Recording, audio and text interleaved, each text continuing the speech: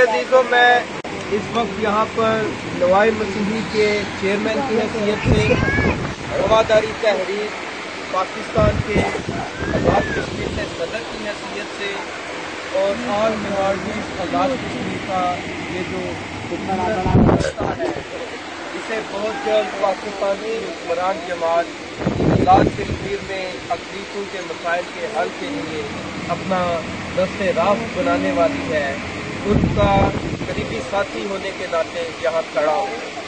और मुझे खुशी हो रही है कि यहाँ पर मुझे मजहबी हम आहंगी भी नज़र आ रही है, मीडिया के लोग भी नज़र आ रहे हैं।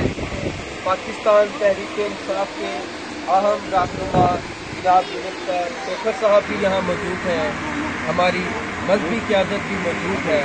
तो ये एक खूबसूरत गुलदस्ता है और आप सब के साथ मिलकर मैं अपने प्यारे भाई जावेद साहब को ताज़िया मुबारक भी कहूँगा और जावेद साहब के लिए ताज़िया तो बनते हैं। बच्चा आपको जावेद साहब के नए साल में दाखिल होने की खुशी नहीं है, जितने लोग हैं ये दूर उठना चाहिए तो मेरे अजीज़ों, मैं जावेद साहब के लिए नेक ख्वाहिशात का इज़हार करता हूँ। यौम आज़ादी है तो मेरी दुआ है कि अगला साल जब आए तो पाकिस्तान तहरीक इंसाफ की हुकूमत होते हुए हम साहब को यहाँ नहीं बल्कि श्रीनगर में अपने साथ लेके जाएं और वहाँ पे हम जश्न आज़ादी मनाएं।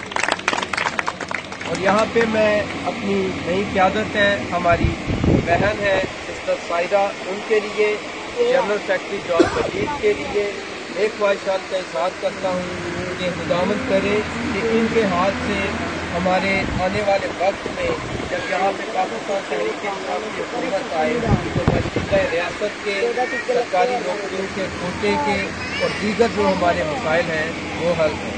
मेरा ख्याल है बहुत से लोगों ने अभी स्टेज पे आना है क्योंकि खूबसूरत गुलदस्ता है और बहुत सी बातें मेरे दोस्त मेरे सीनियर कर चुके हैं।